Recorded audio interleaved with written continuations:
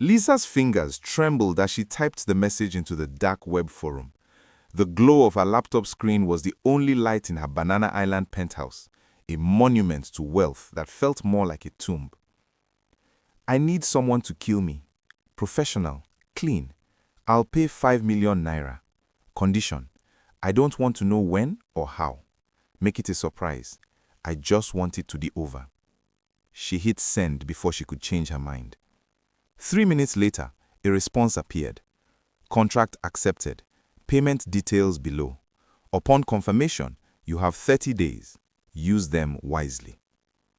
Lisa laughed, a bitter, hollow sound. 30 days. She transferred the money without hesitation. Her father had left her billions when he died. What was 5 million to buy her own exit? The confirmation came instantly. Payment received.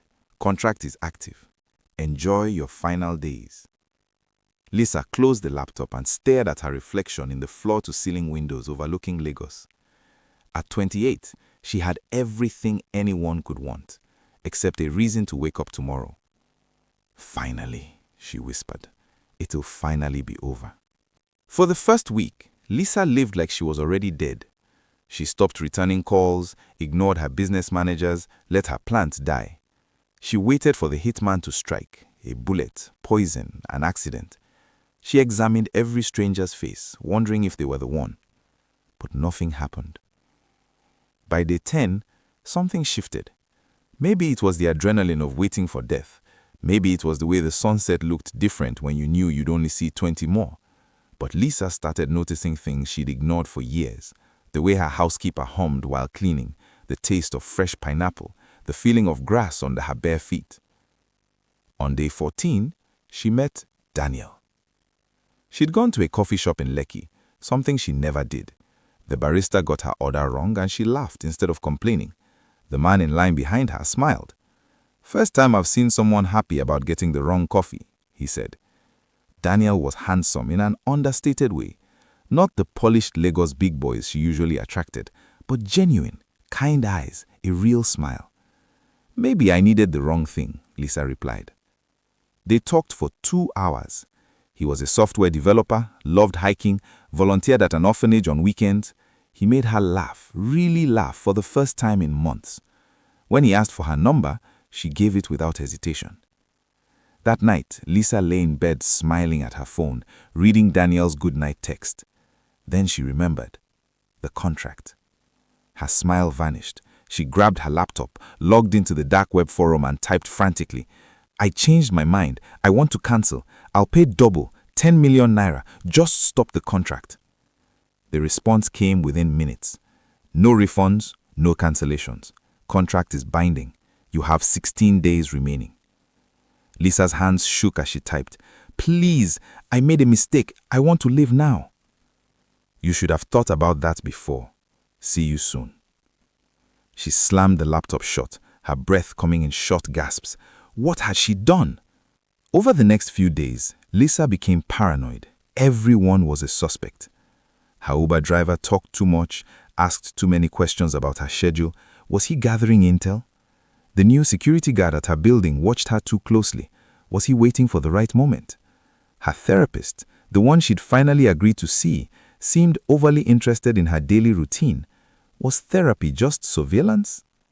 And Daniel, sweet, perfect Daniel, who'd appeared in her life exactly 2 weeks after she hired the hitman, who always seemed to know where she'd be, who asked casual questions about her life that felt less like conversation and more like interrogation. She started testing him. "Do you own a gun?" she asked one evening over dinner. Daniel looked surprised. "What? No, why would I?" "Just curious." "Lisa, are you okay? You've been acting strange lately." "I'm fine," she lied. But she wasn't fine. She was falling in love with a man who might be sent to kill her, or falling in love while a stranger planned her murder. She didn't know which was worse. On day 23, Lisa made a decision. If she was going to die, she'd live first, really live. She quit her meaningless board positions, donated half her wealth to charity, reconnected with her estranged sister, and she let herself fall completely, recklessly in love with Daniel. They spent every day together. He took her hiking at Olumo Rock. She took him to expensive restaurants where he was uncomfortable with the prices. They laughed, they talked about the future. A future Lisa knew she might not have. One night, lying in his arms, she almost told him everything. But what would she say? I hired someone to kill me, and I think it might be you. Instead, she whispered, if something happens to me, nothing is going to happen to you, Daniel interrupted, his voice tight. But if it does, I want you to know, these past 2 weeks have been the happiest of my life. Daniel pulled away, sitting up. His face was anguished. Lisa, there's something I need to tell you. Her heart stopped. This was it. He was the hitman. She'd been right. Daniel started. Then his phone buzzed. He glanced at it and his expression darkened. I have to go. Emergency at work. He left quickly, too quickly. Lisa sat alone in her apartment, her mind racing. She pulled up the dark web forum one last time. 7 days remaining. Who are you? She typed. Just tell me who you are. For the first time, the hitman responded with more than logistics. You'll know soon enough. For what it's worth, I'm sorry. Sorry. The word echoed in her mind. A hitman who apologized, a boyfriend who appeared on schedule, a man who asked about her past, her routine, her life, under the guise of love. Lisa made her choice. She called Daniel. We need to talk. Tomorrow. My place. Noon. Lisa, Tomorrow, please.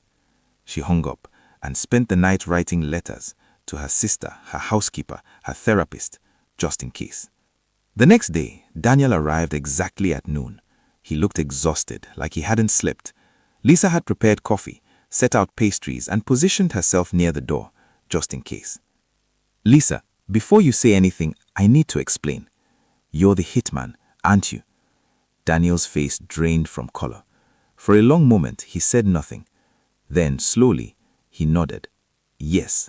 The confirmation should have terrified her. Instead, Lisa felt oddly calm. She'd been right. Why haven't you killed me? She asked. Daniel laughed, a broken, desperate sound. Because I'm an idiot. Because I was supposed to survey you for 2 weeks, learn your routine, and make it look like an accident.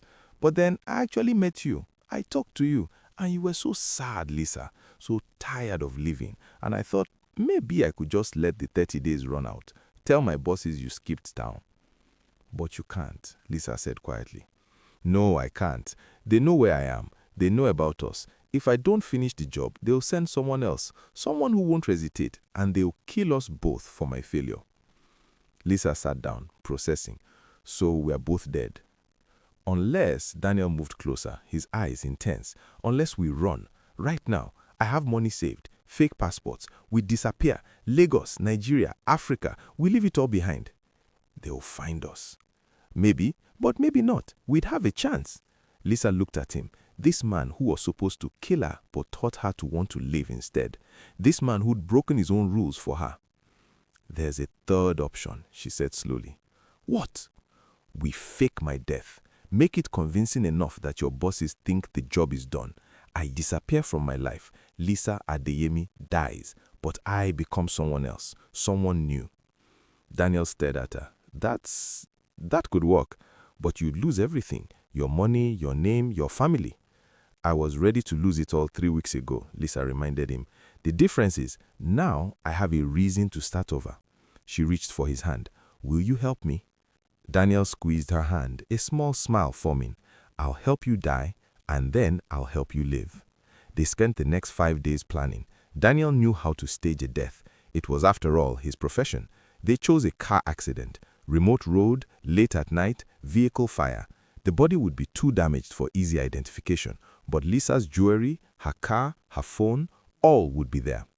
The hardest part was saying goodbye to her sister without saying goodbye.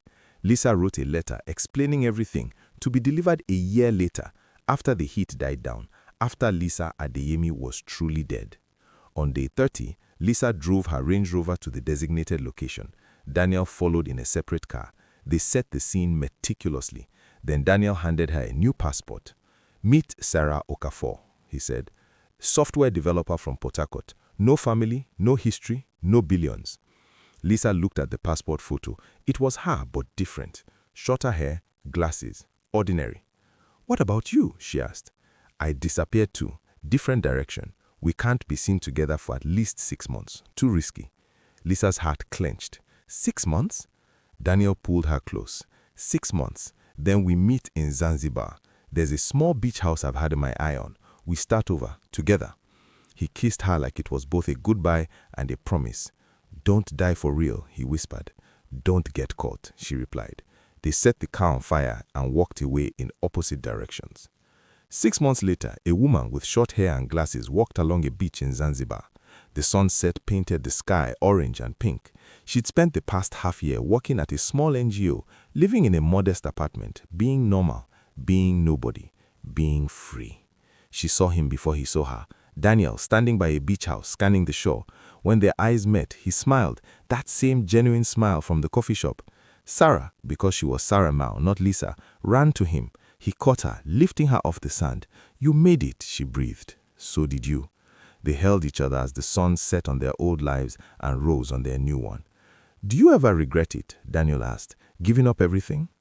Sarah thought about her old life, the loneliness disguised as luxury, the emptiness dressed as success. Then she looked at the man who was hired to end her life but chose to save it instead. "I don't regret dying," she said. "It was the best decision I ever made." They walked into the beach house together, leaving Lisa Adeyemi's ghost on the shore. Inside was a simple life, no billions, no fame, no contracts, just two people who'd found each other in the space between life and death, and chose life. Together. Moral lesson. Sometimes the act of facing death teaches us how to live. Lisa hired someone to end her suffering, but what she really needed was to end her old life, the one built on emptiness despite wealth, isolation despite company. True death isn't the stopping of a heart, it's the absence of purpose, connection, and hope. When we are brave enough to let our old selves die, the versions of us that aren't working, that aren't happy, that aren't whole, we create space for new life to begin. Lisa paid 5 million naira to die and got something far more valuable in return, a reason to live. The question isn't whether we should run from our pain, but whether we have the courage to transform it into something new. Sometimes the person we need to kill is who we used to be. If this story spoke to you, don't forget to like this video, subscribe to the channel for more thought-provoking stories, share it with someone who needs to hear this message, and drop your thoughts in the comments below. Would you have run with Daniel? Was Lisa's decision brave or cowardly? Should Daniel have completed the contract? Let's discuss.